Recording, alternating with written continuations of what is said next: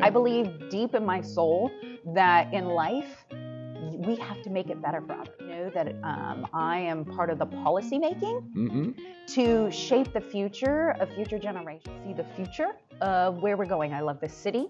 I love the Natomas. We didn't build here in Natomas, so. Yeah, we were under flood moratorium, and Sacramento still grew. Oh, well, we're here this morning to introduce you to Lisa Kaplan, and she's going to tell us about her life and her history, who she is, what she stands for, and so forth. So, Lisa, if you would share with us your family, your school background, and so forth, please. Yeah. Good morning, Todd. Thank you so much for inviting me. You're welcome. So my name is Lisa Kaplan. I am your current Natomas school board member. But how did I get to Sacramento? So my family is actually from LA, but they raised me in Oregon, and I went to college in Seattle. And then I found myself going, if I wanted to become an attorney, what's the best state to go to law school? Oh, California. Yeah, absolutely. So I came down to McGeorge, and I graduated McGeorge in 2000. And I was lucky enough to find a job in the state capitol. And I was young, and back then they still had programs where when you weren't earning a lot of money, you could still afford to buy a house, because I got help with closing costs. And so I bought my first house in South Natomas in 2001. Oh my gosh. Yes. Good for So you. I have been in Natomas for going on 21 years. I've lived in South Natomas, Middle Natomas, and now North Natomas. Great. I love this city, but because, going back a little bit, growing up, my parents always had Rotary Exchange students in our house from all over the world. Oh. So it was What an experience. It was an amazing experience, because I mean, we had people from the Philippines and Denmark and Germany and South America, and they would live at our house for 3 or 4 months at a time.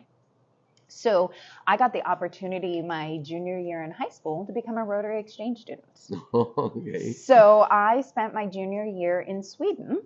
Oh, how nice. Studying the language, going to school, and that was in the early 90s. So I also got to travel around Europe, and I saw where the wall had just come down. Okay. My family is Jewish, and so I also had the opportunity to view, some of the concentration camps, see history really as it is, and that was really impactful. I was 16, in watching this. And that's one history. of the best ways to be educated, is to get around the world. Absolutely. Like, you can read it in a book, but it's so different when you see it in person. Personally experience it. Yeah. So when I graduated law school, I grew up in a family that you give back.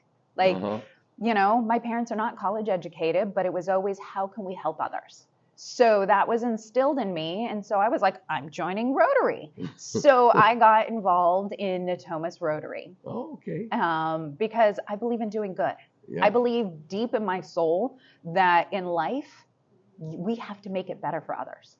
That's just part of what we should do. And Rotary fits that, brings business people, others together of how can we improve the lives and do good in our community. Right. Which then introduced me to a bunch of people, and I got to be a liaison to the school district. And they asked me to run for school board. And so in 2002, I was elected to the Natomas School Board. Oh, wow. It's been that long. I didn't know it's been that long. Yes, I am entering my 20th year as a school board member. Oh my gosh, that is fabulous. I have loved every minute of it. I really have. To be able to give back to our community and know that I am part of the policy making to shape the future of future generations, because education is the great equalizer.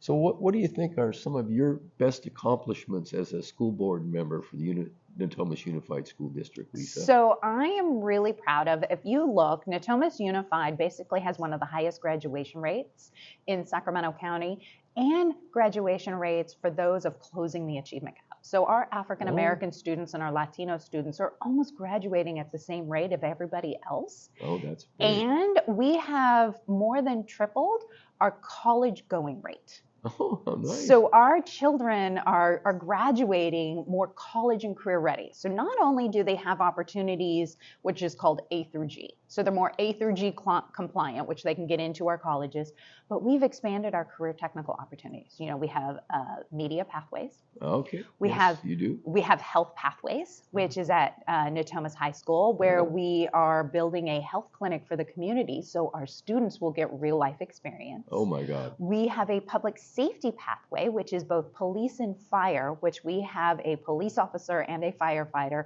who are now their teachers. That these children can go through this program and go directly into the academies in fire and police. Oh, how nice. We have a culinary pathway. We have an automotive pathway. We have a construction trades pathway. Wow. Because growing up, I was your really determined kid. I grew up a gymnast, competing all the time, and my parents go, she's fine. My brother loves fixing things. And my brother graduated high school only because there was an automotive class in high school. Okay. He loved fixing things. That was his direction. He wasn't going to go to college. And so for me, you know, in Natomas, you know, over the years, really concentrating and realizing some kids are going to go to college and some kids need career experience and opportunities. Right. So we have that in Natomas. That is something I am so proud of. One of the things I am truly the most proud of is in 2015, we have a teacher. Joel is the most amazing teacher I've ever met. He runs at Natomas High School our ILS program for 18 to 21-year-olds, who giving them life skills where they could go work at Easter Seals or other where they still have some challenges in life. Okay. But how do we make them productive citizens? Right. So what he started was realizing, how do I give them the skills?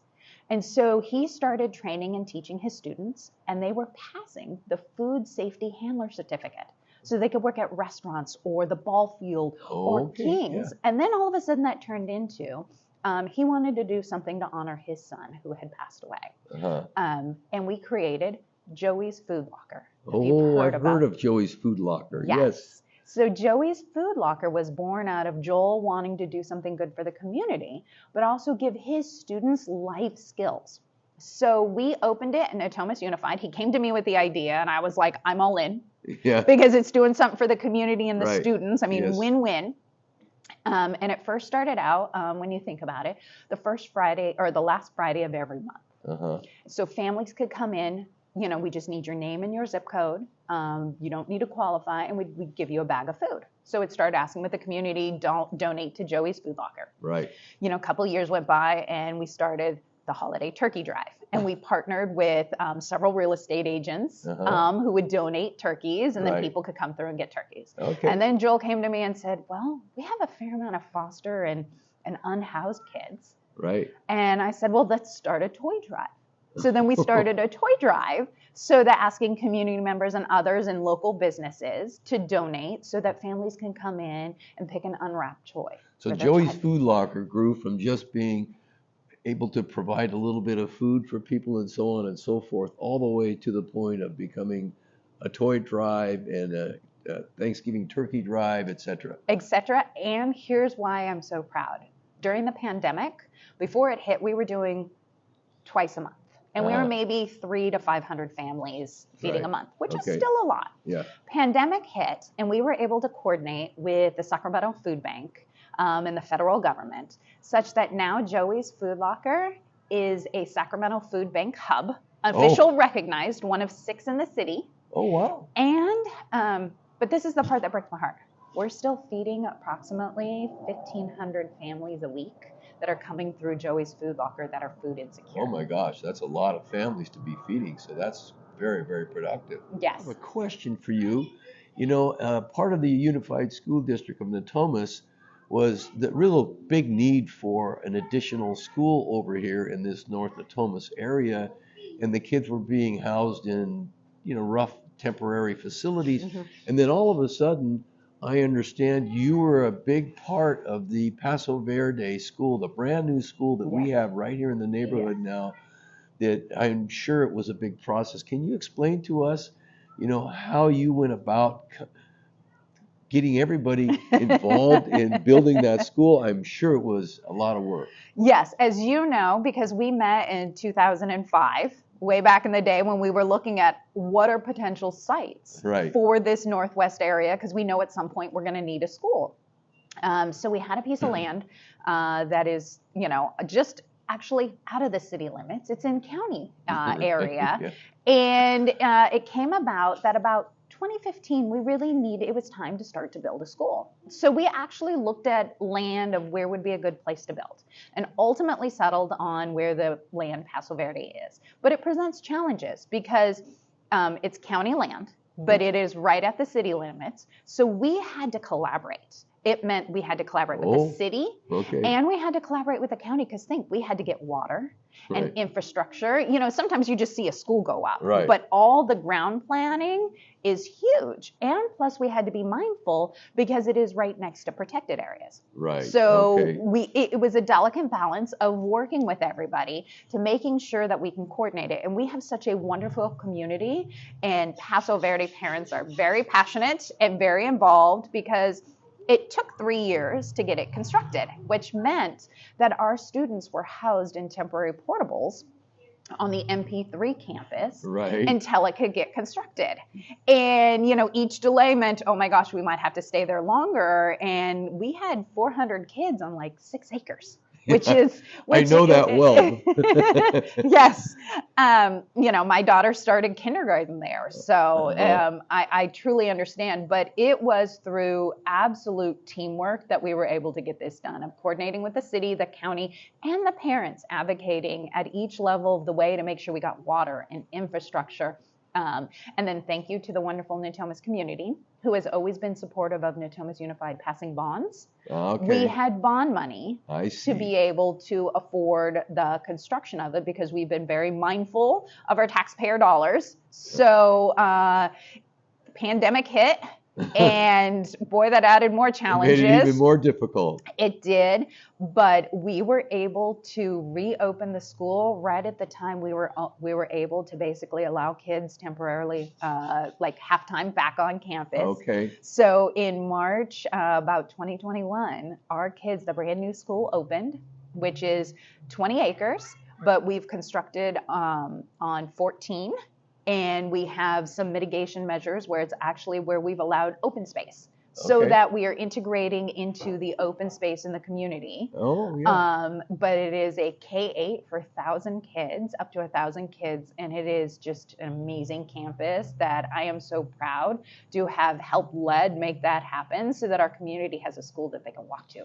Well, it's an interesting and very, very important accomplishment that you have tackled here in this neighborhood because there's been such a need for this school, and there's been a lot of controversy, as you well know, through the years of we had a school campus that got sold at one point and got built out as housing, and it just made everything so difficult for the families. And now children going to that school can easily ride their bicycle from quite a few neighborhoods, or they can be driven by their family members and not have quite the traffic jams that we had in the past. And it's just incredible. It is. I'm a big believer, and Natomas has always been a leader in what's called safe routes to school and working in partnership with Jibe on how do we have parent volunteers. So I'm actually one of the parent volunteers that back at Egret Park, parents can drop their kids off at the benches, and I make sure the kids safely get inside the school, but they're walking so that the parents aren't driving and our kids are getting a little exercise.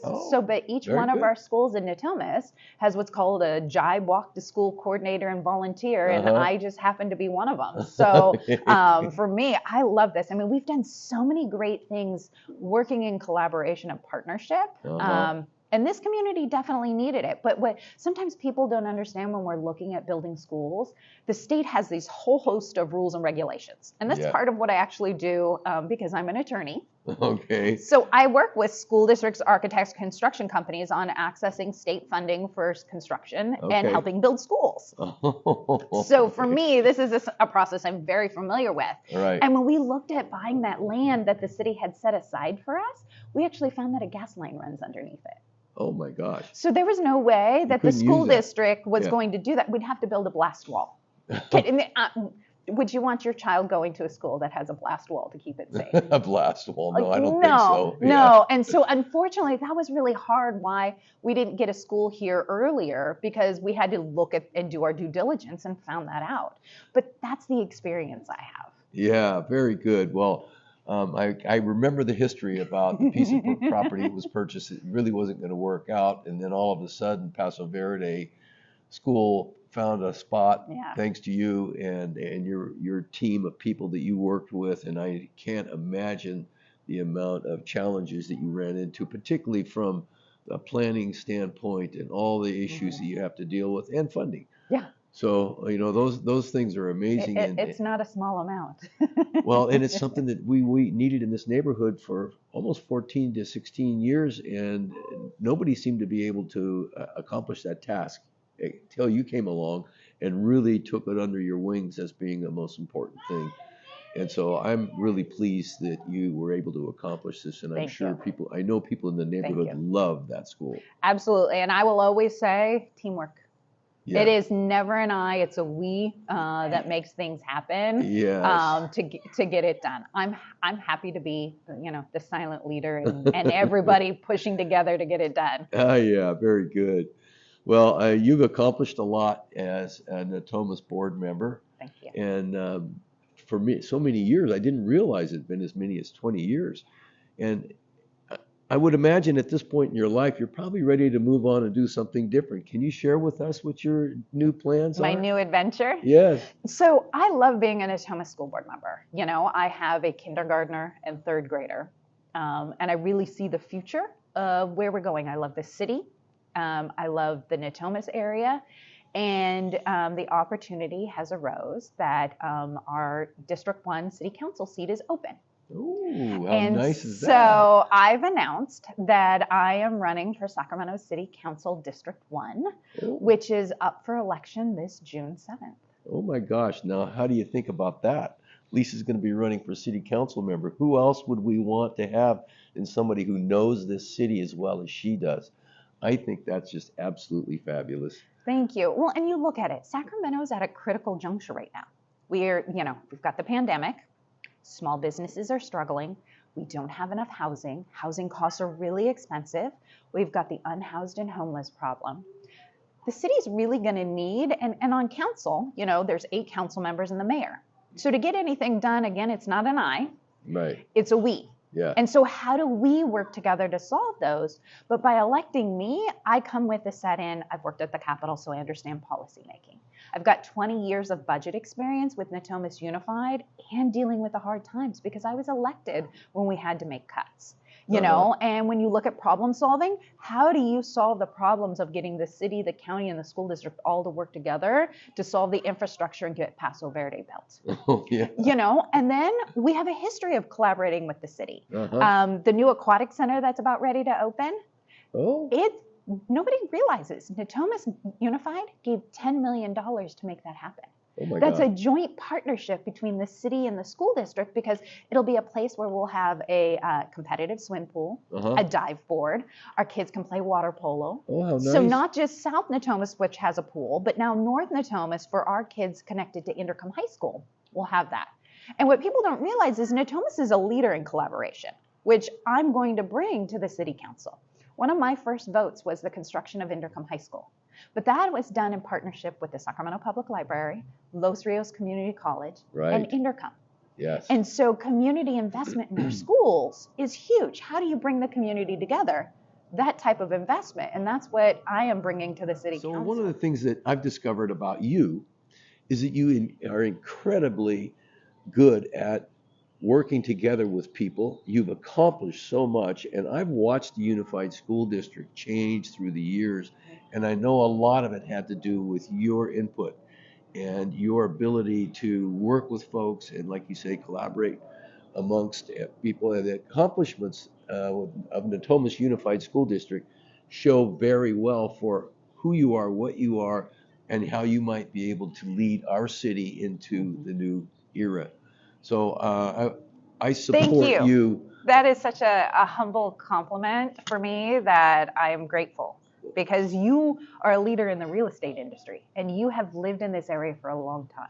So thank you. Well, thank you for the compliment as well. And the one thing that I'd like to say is, I know that you probably have some supporters, and I've heard a little bit about that. So share with us who you might believe is going to be supporting you. Absolutely. So I have Supervisor Phil Cerna, who is our local supervisor, as well as Supervisor Patrick Kennedy as Board of Supervisor. And Patrick and I have known each other since he was a Sacramento City school board member.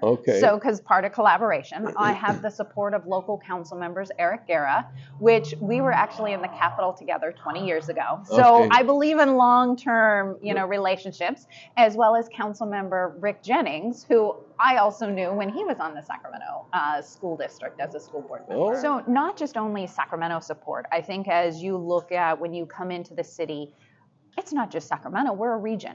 So I also have the endorsement and the support of Elk Grove Mayor Bobby Singh Allen and Elk Grove Council Member Darren Swin. And then in West Sacramento, I have the support of City Council Member Norma Acala, Dante Early West, and Karina Orozco. Because when you get elected, the region has to work together. We are not alone, it's together. And so I believe, as you've said, we got to get stuff done. We don't need to talk about it. We need to get stuff done. And to do that, we have to collaborate and work together. So I'm showing that with who's endorsed and supporting me. Well, that's pretty amazing that you have that many people in the region that already are endorsing you and supporting you. So I'm really pleased to hear that, because that gives you a good lift and get you started. And I understand that there might be an organization or so that also supports you. Yes. Who would that be? I am very proud to announce that I got the endorsement of the Sacramento Realtors Association. Oh my gosh. And that is huge, because housing is a huge issue we have to address. And realtors are the ones who are on the ground. You speak to people every day. And it really concerns me, because I hear stories from your colleagues where a beginning teacher or somebody who works for the state can't afford a place to live. And so we have to change that, because I know if I build it, you guys will be able to sell it to help those dreams come true. And one of the things we all know is we have such a big shortage of housing in our community and in many parts of the U.S. because for 10 years we didn't build here in Natomas. So yeah, we were under flood moratorium, and Sacramento still grew in population size, but we didn't build housing enough. And that's why we're in the crisis we're in right now.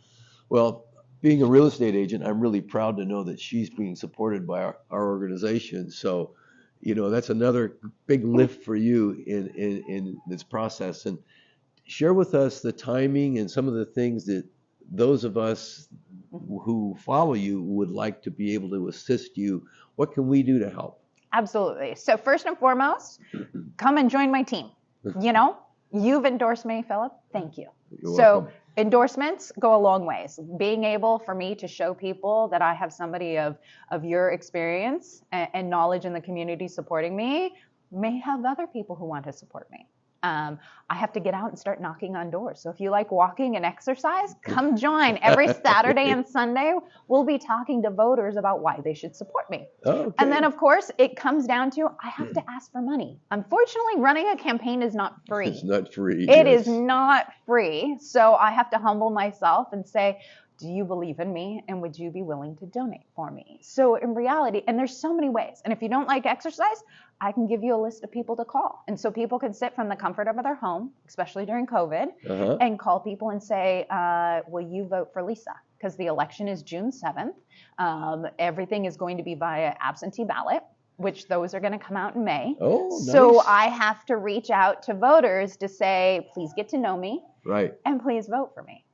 Well, I'm here to say that I'm in for both of those things.